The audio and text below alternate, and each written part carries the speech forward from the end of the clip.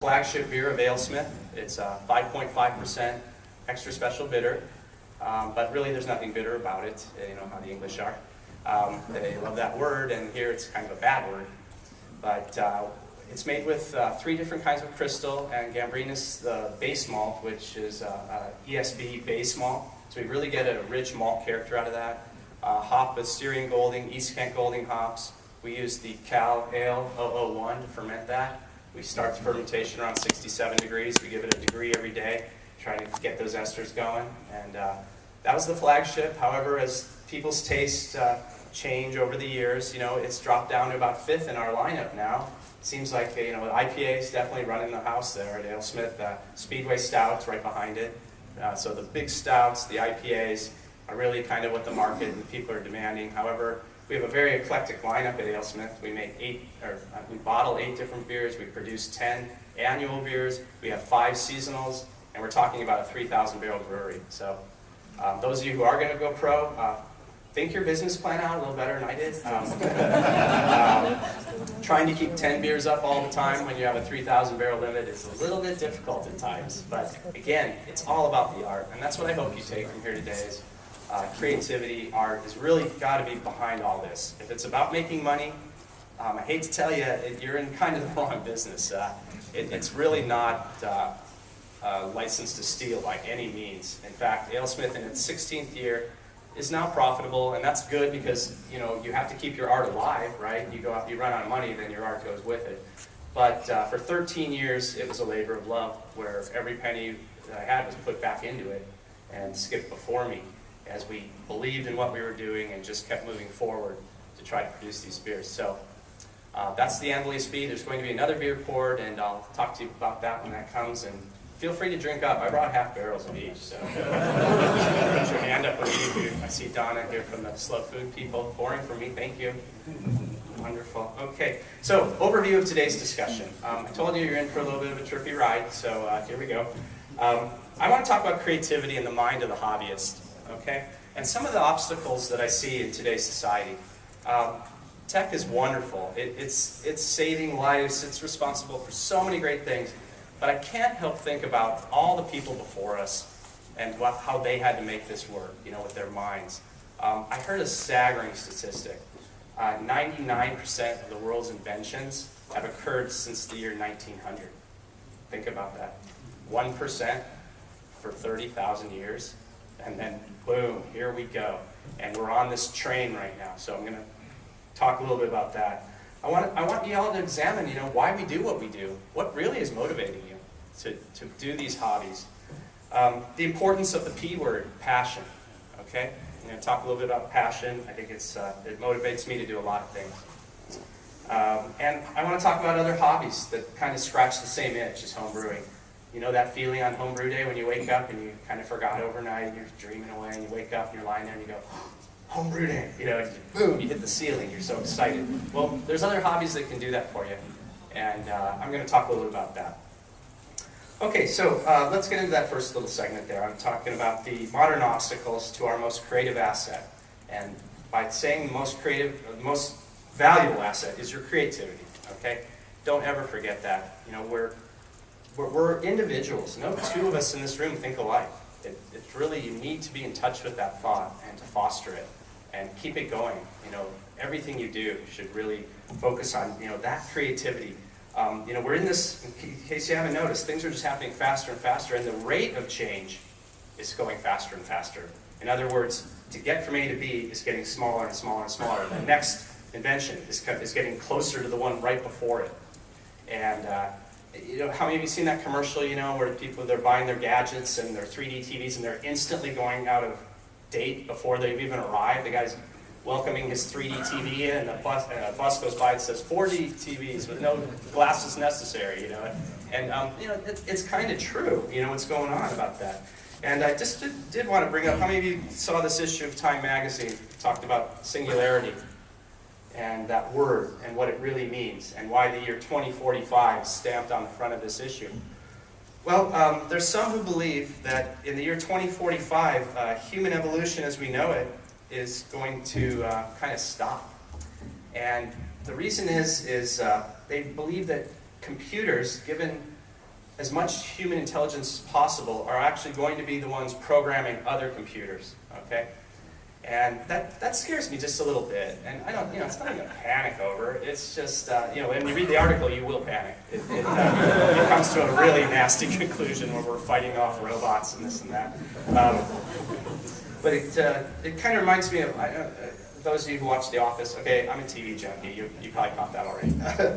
Those of you who watch The Office, there was that episode where Michael thought his boss, he needed a life-size robot to run things, and Dwight quickly jumped in. He says, no, don't make him life-size. 2/3 scale. He'll be easier to overpower when he eventually turns on it. And it's funny, but it's like, whoa, maybe that is going to kind of happen. Do we really want to create machines that are thinking like us or even beyond us?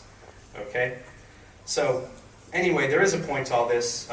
This quick-moving modern society can be an obstacle, if you let it, to that most valuable asset that you have, your creativity. Now, it's wonderful to be able to search things out and get answers for everything. It's a great starting point for all of us to foster creativity and to go beyond what someone else has done. So, it's important you know that. I'm not giving an anti-technology talk. And, right after me, Greg's going to be speaking from Stone, and I think it's going to be a nice segue. You'll see if you do stick around to hear Greg, which I encourage you to do so. But think about this. You can't figure out an answer, right? So you go Google it, and maybe it's going to direct you to a website, a how-to website on how to do it, and other websites, and every conceivable way of doing something can be found pretty quickly. And if you need to see it, well, then just go to YouTube, and then you can watch it, and you'll be able to actually see what they're doing.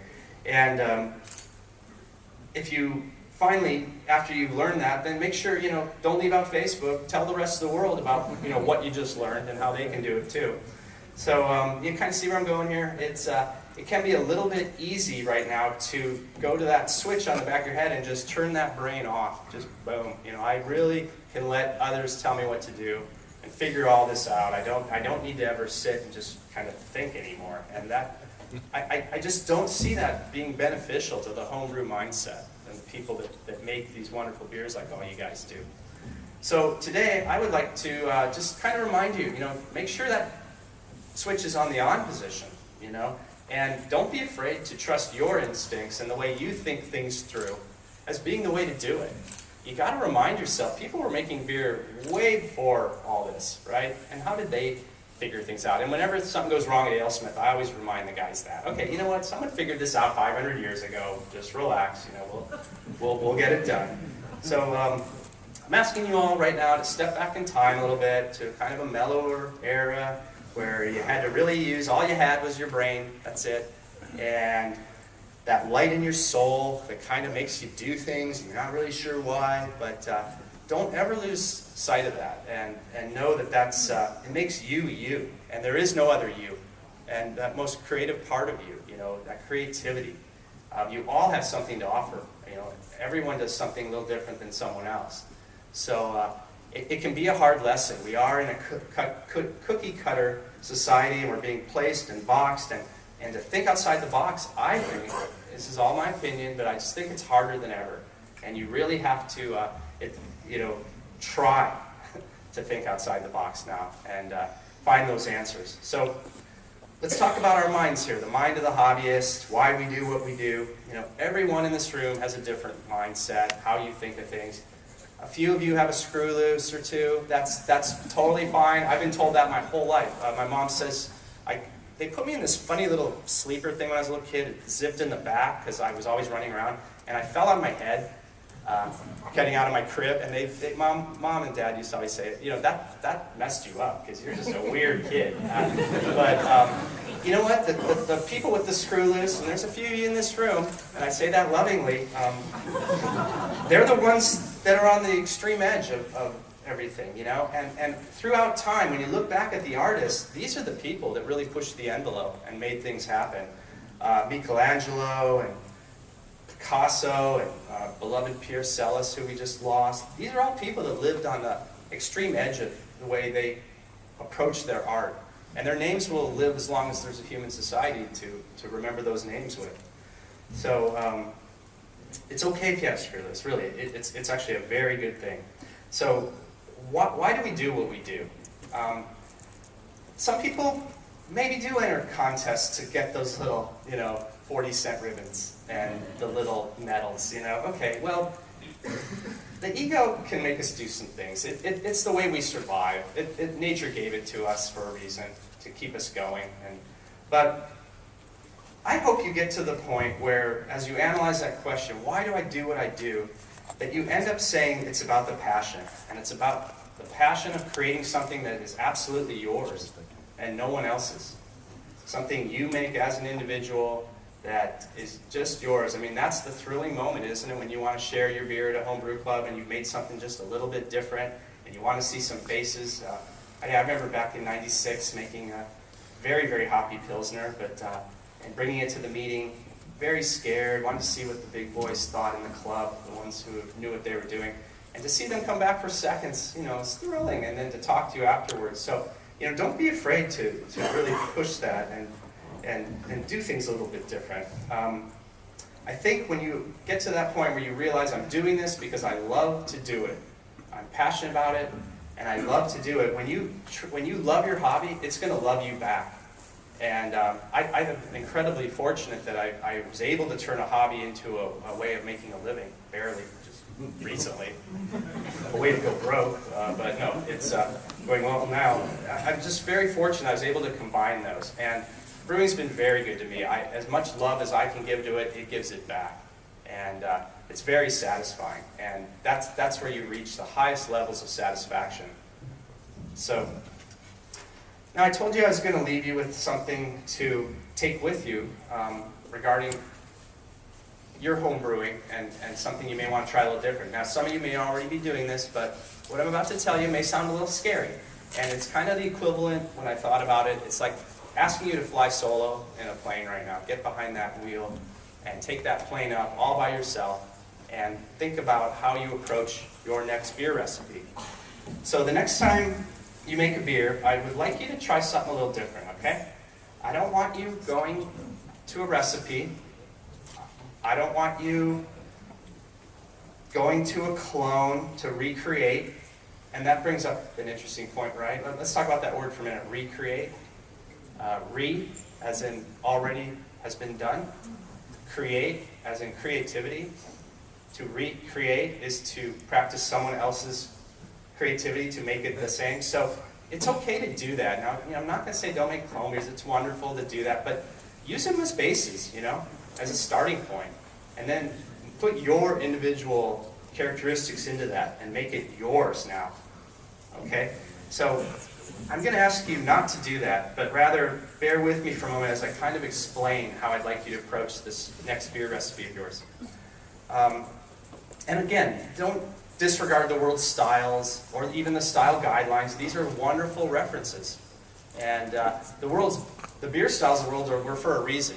Pretty much the raw materials in these different countries forced them to have to make these beers like that. So they're wonderful to have that. But I would like you to look inside yourself and say, what's the perfect beer that I want to make? Because you have it in there. You know what you like, and you know what you're trying to do and how to make it. So that's the part that's going to be the tricky part, how to make it. But I want you to go find a quiet place in your home or your brew house.